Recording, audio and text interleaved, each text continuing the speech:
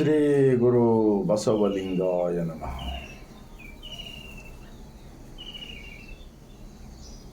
ಬಸವ ಜಯಂತಿಯ ನಿಮಿತ್ತವಾಗಿ ಇಡೀ ಜಗತ್ತಿನ ಮಾನವರೆಲ್ಲರಿಗೂ ಬಸವ ಕಲ್ಯಾಣ ಅನುಭವ ಮಂಟಪ ಶರಣರ ನಾಡಿನಿಂದ ಈ ಮುಂಜಾನೆಯ ಸರ್ವರಿಗೂ ಶರಣು. ಒಂದು ಬಸವಣ್ಣನವರ ವಚನ. ಉಳ್ಳವರು ಶಿವಾಲಯ ಮಾಡುವರು, ನಾನೇನ ಮಾಡುವೆ ಬಡವನಯ್ಯ. ಎನ್ನ ಕಾಲೇ ಕಂಬ, ಎನ್ನ ಈ ದೇಹವೇ ದೇಗುಲ, ಎನ್ನ ಶಿರವೇ ಹೊನ್ನದ ಕಳಸವಯ್ಯ. ಕೂಡಲ ಸಂಗಮ ದೇವ ನೀ ಕೇಳಯ್ಯ. ಸ್ಥಾವರಕ್ಕೆ ಅಳಿವು ಉಂಟು, ಜಂಗಮಕ್ಕೆ अड़िवु ಇಲ್ಲ. जंगमಕ್ಕೆ अड़िवु ಇಲ್ಲ. बसवण्णा जी का इस वचन का भावार्थ क्या होता है? धनवान लोग मंदिर बना सकते हैं, लेकिन मैं गरीब हूँ, इसीलिए मैं इस सृष्टि का मालिक को कहाँ पर जानता हूँ बोले तो मैं अपना शरीर के अंदर ही मानता हूँ. इसीलिए मेरा इस मंदिर का पैर क्या होता है? पिलर होता है. ये शरीर क्या होता है? दीवार होता है. और सृष्टि का मालिक निराकार यहाँ अंदर बैठा हुआ है. इस मंदिर का कलश कहाँ है? मेरा सर है. इसीलिए मैं बाहर मानव निर्मित मूर्ति के अंदर भगवान को नहीं ढूंढता हूँ. इंसान और जानवर प्राणी पक्षियों में मैं भगवान को मानता हूँ. ऐसा होता है इस वचन का भावार्थ. इंसानों के हाथों से बनाया हुआ मूर्ति, सोने का चांदी का बहुत सारे मंदिरों में का मूर्ति चोरी हो गए, सब मैं देखा हूँ. आज बार बार हमको बसवण्णा जी का वचन याद आता है. तो कल का दिन हमारा बसवा कल्याण के अंदर जो यात्रा कर रहे बसवेश्वर का और रथ का उत्सव करते, उसके अंदर 3 लोगों का पैरा टूट गए. उसके बाद में एक इंसान जान गमा लिया, ಜೀವ ಹೋಗ್ಬಿಡ್ತು. ಅವರೆಲ್ಲ ನಮ್ಮ ಸಂಬಂಧಿಕರು.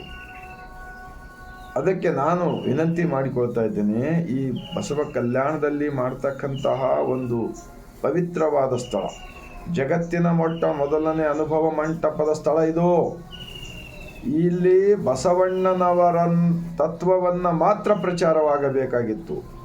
ಆದರೆ ಆ ವಚನಗಳ ಬಗ್ಗೆ ಚಿಂತನೆ ಮಾಡದೆ, ಅವುಗಳ ಬಗ್ಗೆ ಚರ್ಚೆ ಮಾಡಲಾರದೆ, ಜನರಿಗೆ ತಿಳಿಸಲಾರದೆ, ಬರೀ ಬಸವಣ್ಣನವ್ರ ಹೆಸರ ಮೇಲೆ ಜೈಕಾರ ಹಾಕಿದರೆ ಸಾಲದು.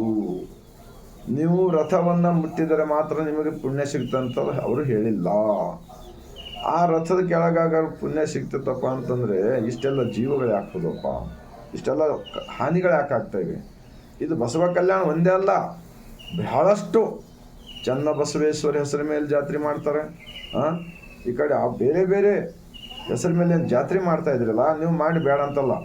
ಆದರೆ ಬಸವ ಕಲ್ಯಾಣದ ನಮ್ಮ ಶರಣರು, ಮಡಿವಾಳ ಮಾಚಿ ತಂದೆ ಆಗಲಿ, ಬಸವಣ್ಣನವರಾಗಲಿ, ಸಿದ್ದರಾಮೇಶ್ವರ ಆಗಲಿ, ಇವ್ರು ಯಾರ್ದು ಕೂಡ ಅಂಬಿಗರ ಚೌಡ ಜಾತ್ರೆ ಮಾಡುವುದು ಅವರು ವಿರೋಧ ಮಾಡಿದ್ದಾರೆ ನಮ್ಮ ಶರಣರು. ಇನ್ನೊಂದು ಅಲ್ಲಮ ಪ್ರಭುರವರ ವಚನವಿದೆ,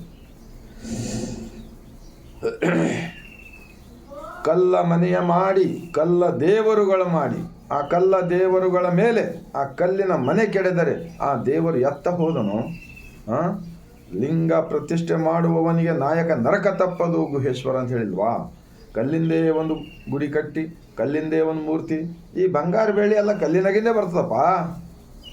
ಮತ್ತು ಅಲ್ಲಿ ಅದರಲ್ಲಿ ಪ್ರಾಣ ಪ್ರತಿಷ್ಠೆ ಮಾಡ್ತೀವಿ ಅಂತ ಹೇಳಿ ಸುಳ್ಳು ಹೇಳಿ ಜನರಿಗೆ ಅಲ್ಲೇ ದೇವರಿದ್ದಾನಂಥೇಳಿ ತನ್ನ ಒಳಗಿನ ದೇವರನ್ನು ಮರೆಸುವ ಪ್ರಯತ್ನ ಯಾರು ಮಾಡ್ತಾ ಇದ್ದೀರಲ್ಲ, ಬಸವಾದಿ ಶರಣರ ಬಗ್ಗೆ ನೀವು ನಿಜವಾಗಿರ್ತಕ್ಕಂತಹ ತತ್ವವನ್ನು ಅರಿಯಲಾರದೆ ಜನರಿಗೆ, ಮುಗ್ಧ ಜನರಿಗೆ ತಮ್ಮ ಮನಸ್ಸನ್ನು ಶುದ್ಧಿ ಮಾಡಿಕೊಂಡು ತಮ್ಮ ತಮ್ಮ ಮನೆಗಳಲ್ಲಿಯೇ ನಾವು ಅಂತರಂಗದಲ್ಲಿ ದೇವನನ್ನು ಧ್ಯಾನಿಸಿ, ಪೂಜಿಸಿ, ಪ್ರಾರ್ಥಿಸಿ, ಅರಿವೇ ಗುರು, ದೇಹವೇ ದೇವಸ್ಥಾನ, ಕಾಯಕವೇ ಕೈಲಾಸವೆಂದು ಹೇಳಿದ ನಮ್ಮ ಶರಣರ ವಿಚಾರಗಳನ್ನು ನಾವು ಎಲ್ಲರಿಗೂ ಮುಟ್ಟಿಸುವ ಈ ಕಾಲವಿದು. ಯಾಕೆಂದರೆ ಬಸವಣ್ಣ ಎಂದರೆ ಇಡೀ ಜಗತ್ತಿಗೆ ಒಂದು ಸೃಷ್ಟಿಕರ್ತನ ದೂತ. ಸೃಷ್ಟಿಕರ್ತನೆಂದರೆ ಬಸವಣ್ಣ, ಬಸವಣ್ಣ ಅಂದರೆ ಸೃಷ್ಟಿಕರ್ತ. ಈ ಗಟ್ಟಿತನದಿಂದ ನಾನು ವಿಡಿಯೋ ಮಾಡ್ತಾ ಇದ್ದೀನಿ 26 ವರ್ಷದಿಂದ. ನಾನು ಆಡುವ ಭಾಷೆ ಕನ್ನಡದಲ್ಲಿ ವಚನಗಳಿರುವುದರಿಂದ ಎಲ್ಲರಿಗೂ ಅರ್ಥವಾಗುತ್ತವೆ. ಅದಕ್ಕೆ ದಯಮಾಡಿ ಎಷ್ಟೋ ಜನರಿಗೆ ಜಾತ್ರೆಯಲ್ಲಿ ಕಾಲು ತುಳಿತಕ್ಕೆ ಸಾಯ್ತಕ್ಕಂಥದ್ದು, ನುಗ್ಗಲಿಂದ ಏನೆಲ್ಲ ಹಾನಿ ಆಗ್ತಕ್ಕಂಥದ್ದು, ಮತ್ತು ಆ ಜಾತ್ರೆಗೆ ಹೋಗ್ತಕ್ಕಂಥ ಸಂದರ್ಭದಲ್ಲಿ ರಸ್ತೆ ಅಪಘಾತಗಳು ಬರ್ತಕ್ಕಂಥ ಎಲ್ಲ ನಾನು ನೋಡ್ತಾ ಇದ್ದೀನಿ. ಆ ಬೇರೆ ಬೇರೆ ದೇಶ ರಾಜ್ಯಗಳದಾಗ ಏನೋ ಮೂಢನಂಬಿಕೆಗಳು ಮಾಡ್ತಾ ಇರ್ತಾರೆ, ಅವ್ರಿಗೆ ನಾ ಹೇಳ್ತಾ ಇಲ್ಲ. ಆದರೆ ನಮ್ಮ ಬಸವಣ್ಣನವರ ತತ್ವ, ಅನುಭವ ಮಂಟಪದ ತತ್ವ, ನಮ್ಮ ಬಸವಾದಿ ಶರಣರು ಗುಡಿಗಳೇ ಕಟ್ಟಿಲ್ಲ, ಮೂರ್ತಿ ಪೂಜೆ ಮಾಡಿಲ್ಲ, ಜಾತ್ರೆ ಮಾಡಿಲ್ಲ, ಮೂಢನಂಬಿಕೆ ಮಾಡಿಲ್ಲ ಮಾಡಿಲ್ಲ ಮಾಡಿಲ್ಲ ಮಾಡಿಲ್ಲ. ಆ ಕಾರಣಕ್ಕಾಗಿ ನಾನು ವಿನಂತಿಸಿಕೊಳ್ತೇನೆ, ಇನ್ನು ಮುಂಬರುವ ಬಸವ ಕಲ್ಯಾಣದ ಬಸವ ಜಯಂತಿ ಎಂದು 1 ವಾರದವರೆಗೆ ಅಲ್ಲಿ ಬರೀ ವಚನಗಳ ಚಿಂತನೆ ನಡೆಯಬೇಕು. 770 ಜನ ಮರಗಣಗಳು, ಲಕ್ಷದ ಮೇಲೆ 96,000 ಶರಣರು, ದುಡಿಯುವ ವರ್ಗದವರು, ಉತ್ಪಾದಕ ವರ್ಗದವರು, ಅವರು ಎಲ್ಲ ಮೂಢನಂಬಿಕೆಯ ಕಸವನ್ನು ಕಿತ್ತು ಹೊರಗೆ ಹಾಕಿದ್ದಾರೆ. ಮತ್ತೆ ಆ ಕಸವನ್ನು ಯಾರು ಹಾಕ್ತಾ ಇದ್ದಾರ? ಇಂಥದ್ದು ಅನೇಕ ಅಪರಾಧಗಳಾದರೆ ಜವಾಬ್ದಾರಿ ಯಾರು ಹಾಕ್ತಾರಪ್ಪ ಅಂದರೆ ಅದು ಮೊದಲನೇ ನಾನು ವಿನಂತಿಸ್ಕೊಳ್ತೀನಿ, ಬಸವಾದಿ ಶರಣರ ವಚನಗಳ ಚಿಂತನೆಗಳು ನಡೆಯಬೇಕು. ಹೊರತಾಗಿ ಅಲ್ಲಿ ಎಲ್ಲರೂ ದುಶ್ಚಟ, ದುರ್ಗುಣ, ದುರ್ನಡತೆ, ಈ ಸುಳ್ಳು, ಕಳ್ಳ, ಮೋಸ, ವಂಚನೆ, ಕಪಟ ಇವೆಲ್ಲ ಯಾಕೆ ಆಗ್ತೇವೆ ಅಂದರೆ ಇಂಥದೇ.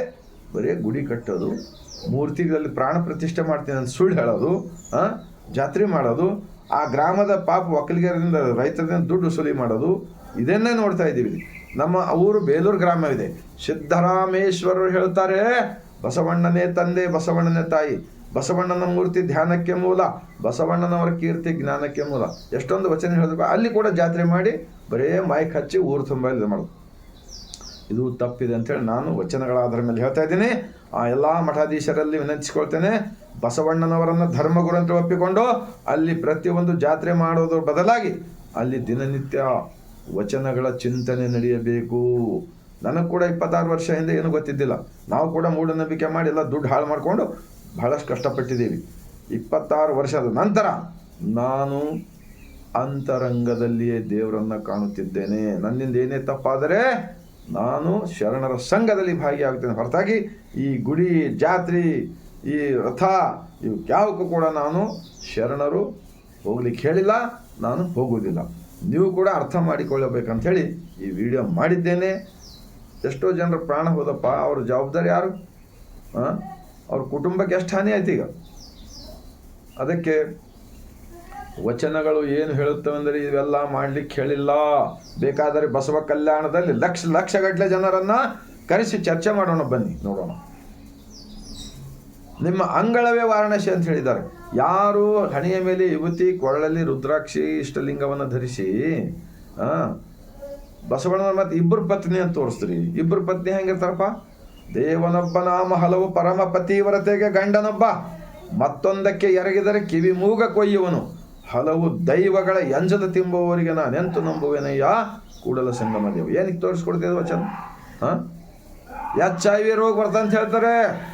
ಒಬ್ಬ ಹೆಣ್ಮಗಳು ಅಥವಾ ಒಬ್ಬ ಗಂಡ ತನ್ನ ಹೆಂಡತಿ ಬಿಟ್ಟು ಬೇರೆ ಮಾಡಿದ್ರೆ HIV ರೋಗ ಬರ್ತದೆ, ಕಿವಿ ಮೂಗು ಕೊಯ್ದ ಅಂತ ಹೇಳ್ತಾರೆ. ಆದರೆ ನೀವು 2 ಪತ್ನಿ ಅಂತ ಹೇಳ್ಕೊಳ್ತಿರ್ತೀರಿ. ಅವ್ರು ಬಸವಣ್ಣನವರು ಜಗತ್ತಿಗೆ ಜಗಜ್ಯೋತಿ ಅನುಭವ ಮಂಟಪ ಸ್ಥಾಪನೆ ಅವ್ರಿಗೆ ಎತ್ತು ಮಾಡಿ ಯಾರು ಕೂಡ್ಸಿರಪ್ಪ ಗುಡಿಯಾಗ? ಎತ್ತಿನ ಮೂರ್ತಿ ಯಾರು ಇಟ್ರಿ? ಕಳ್ಳರೆ, ನಮ್ಮ ಮಹಾ ಮೋಸಗಾರರೇ. ಮುಗ್ಧ ಜನ ಪಾಪ ಬಡವರಿಗೆ ಏನೂ ಗೊತ್ತಿಲ್ಲ. ನೀವು ಏನು ಬೇಕಾಗಿದೆ ಮಾಡ್ತಾರೆ ಅಂದರೆ ಹೇಗೆ? ಆದರೆ ನಾನು ಇದು ಒಂದು ದೊಡ್ಡ ಸಂಪತ್ತು ನಮ್ಮ ಬದುಕಿಗೆ. ನಮ್ಮಲ್ಲಿ ರೊಕ್ಕ ಬೇಡ, ರೂಪಾಯಿ ಬೇಡ, ಬಿಲ್ಡಿಂಗ್ ಬೇಡ, ಕಾರ್ ಬೇಡ, ಬಂಗ್ಲೆ ಬೇಡ. ನಮಗೆ ಬೇಕು, ಅಲ್ಲಮ್ಮ ಪ್ರಭುರವರು ಹೇಳ್ತಾರೆ, ಭೂಮಿ ನಿನ್ನದಲ್ಲ, ಹೇಮ ನಿನ್ನದಲ್ಲ, ಕಾಮಿನಿ ನಿನ್ನವಳಲ್ಲ, ಇವೆಲ್ಲ ಈ ಜಗಕ್ಕೆ ಇಕ್ಕಿದ ವಿಧಿ. ನಿನ್ನ ಒಡವೆ ಎಂಬುದು ಜ್ಞಾನದ ರತ್ನ. ನಮ್ಮ ಒಡವೆ ಎಂಬುದು ಜ್ಞಾನದ ರತ್ನ ಅಂತ ಹೇಳಿದಾರಲ್ಲಪ್ಪ.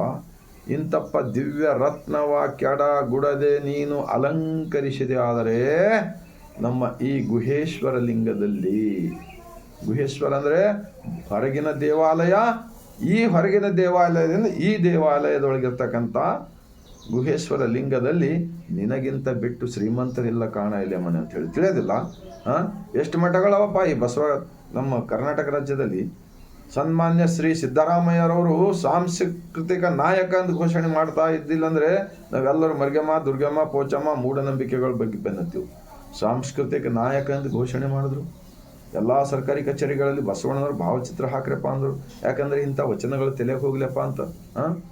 ಮತ್ತು ಲಿಂಗಾಯತ ಧರ್ಮ ಇದು ಕರೆಕ್ಟ್ ಇದೆ, 100% ಕರೆಕ್ಟ್ ಇದೆ ಅಂಥೇಳಿ ಸಮಿತಿ ರಚನೆ ಮಾಡಿ ಅದ್ರ ಬಗ್ಗೆ ಸ್ಟಡಿ ಮಾಡಿ ದೆಹಲಿಗೆ ಕಳಿಸ್ಕೊಟ್ರೆ ಇನ್ನೂ ಅವ್ರಿಗೆ ಕೊಟ್ಟಿಲ್ಲ ಮಕ್ಕಳು, ಇನ್ನೂ ಅವ್ರ ಮಾನ್ಯತೆ ಕೊಟ್ಟಿಲ್ಲ. ಏನು ತಪ್ಪದಪ್ಪ ಹೇಳ್ಬೇಕು, ಕ್ವಶನ್ ಹಾಕ್ತೀವಿ ನಾವು. ಬಸವಣ್ಣನವರ ತತ್ವದಲ್ಲಿ ಜಗತ್ತಿನ ಮೊದಲನೇ ಪಾರ್ಲಿಮೆಂಟ್ ಅನುಭವ ಮಂಟಪ ವಿಚಾರಗಳು ಏನು ತಪ್ಪದ? ನೀವು ರಾಜಕಾರಣಿಗಳೇ, ನೀವು ಓಟಿನ ಸಲುವಾಗಿ ಏನು ಬೇಕಾಗಿದೆ ಮಾಡೋದನ್ನು ಬಿಡಬೇಕು. ನಮ್ಮ ಭಾರತ ದೇಶ ಜಗತ್ತಿಗೆ ವಿಶ್ವಗುರು ಆಗಬೇಕಾಗಿದ್ದೇ ಆದರೆ ಬಸವಣ್ಣನವರನ್ನು ತತ್ವ ಬಿಟ್ಟು ಯಾವುದರಿಂದ ಆಗಲಿಕ್ಕೆ ಸಾಧ್ಯವೇ ಇಲ್ಲ ಎಂದು ಹೇಳುತ್ತಾ ತಾವೆಲ್ಲರೂ ಆ ರೀತಿ ಮಾಡಬೇಡಿರಿ ವಿನಂತಿಸಿಕೊಳ್ತೇನೆ. ಬಸವ ಕಲ್ಯಾಣದಲ್ಲಿ ಜಾತ್ರೆ ತೇರು ಅದು ಇದು ಮಾಡುವ ಬದಲಾಗಿ ಅಲ್ಲಿ 1 ವಾರದವರೆಗೆ ಎಲ್ಲ ಇದ್ರ ಬಗ್ಗೆ ಸ್ಟಡಿ ಮಾಡಿದವರಿಗೆ ಕರೆಸಿ ವಚನಗಳ ಚಿಂತನೆ ನಡೆಯಬೇಕಂಥೇಳಿ ನಾನು ನಿಮ್ಮೆಲ್ಲರಲ್ಲಿ ಕೈ ಜೋಡಿಸಿ ವಿನಂತಿ ಮಾಡಿಕೊಳ್ಳುತ್ತಾ ಈ ವಿಡಿಯೋ ನಿಮ್ಮ ಹೃದಯಕ್ಕೆ ತಟ್ಟಿದೆ ಆದರೆ ಇಡೀ ಜಗತ್ತದಲ್ಲಿರ್ತಕ್ಕಂತಹ 100 ನಮ್ಮ ಭಾರತ ದೇಶದಲ್ಲಿ ಎಷ್ಟು ಜನಸಂಖ್ಯೆ ಇದೆ? 145 ಕೋಟಿ ಭಾರತೀಯರಿಗೆ. ಜಗತ್ತದಲ್ಲಿ ಎಷ್ಟಿದೆ ಪಾಪ್ಯುಲೇಷನ್? ಅವು ಎಲ್ಲರಿಗೂ ಈ ವಿಡಿಯೋ ತಲುಪಲಿ ಅಂಥೇಳಿ ನಾನು ವಿನಂತಿಸಿಕೊಳ್ಳುತ್ತಾ ಮತ್ತೊಮ್ಮೆ ಬಾಗಿದ ತಲೆ ಮುಗಿದ ಕೈಲಿಂದ ಸರ್ವರಿಗೂ ಶರಣು.